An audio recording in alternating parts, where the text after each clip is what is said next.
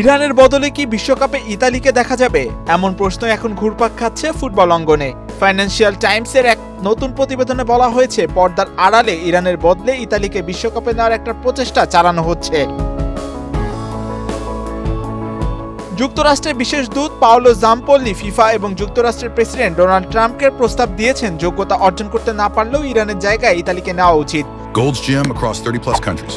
With over 700 plus locations worldwide, train anywhere, belong everywhere.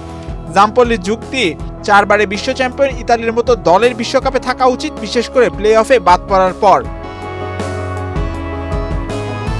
এই আলোচনা সামনে এসেছে ইরানের অংশগ্রহণ নিয়ে কিছু অনিশ্চয়তার প্রেক্ষাপটে। বর্তমান পরিস্থিতি অনুযায়ী ইরান বিশ্বকাপে খেলতে যাচ্ছে।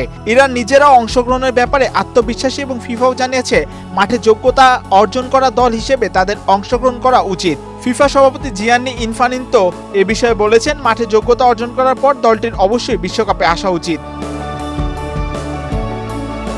তবে বিরল কোনো পরিস্থিতিতে যদি ইরান সরে দাঁড়ায়, তাহলে সেই জায়গায় অন্য একটি দলকে নিতে হবে। ফিফার নিয়ম অনুযায়ী কোনো দল সরে গেলে তাদের পরিবর্তে অন্য দল নেওয়ার ক্ষমতা তাদের রয়েছে।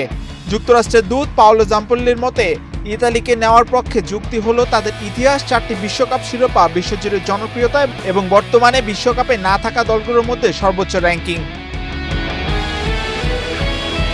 এ বিষয়ে জাম্পোল্লি বলেন, আমি নিশ্চিত করছি যে আমি ট্রাম্প ও ইনফান্তিনোকে প্রস্তাব দিয়েছি ইরানের জায়গায় ইতালিকে বিশ্বকাপে নেওয়া হোক। আমি ইতালিয়ান বংশোদ্ভূত এবং যুক্তরাষ্ট্রে অনুষ্ঠিত বিশ্বকাপে আজুরিতে দেখা আমার স্বপ্ন। 4টি শিরোপা নিয়ে তারা এই অন্তর্ভুক্তি যথেষ্ট যোগ্যতা রাখে। তবে বিষয়টি এখন কেবল প্রস্তাবের মধ্যে সীমাবদ্ধ, বাস্তবে কোনো পরিবর্তন আসেনি, বরং এই ইস্যু ঘিরে আলোচনা ছড়িয়ে পড়েছে কেবল ক্রীড়াঙ্গনে নয়, কূটনৈতিক অঙ্গনেও। অনেকেই মনে করছেন এটি শুধু ফুটবলেরই সিদ্ধান্ত নয়, বরং আন্তর্জাতিক রাজনীতির প্রভাবও এতে কাজ করতে পারে। এম মাহিউজ্জামান, বাংলাদেশ প্রতিদিন।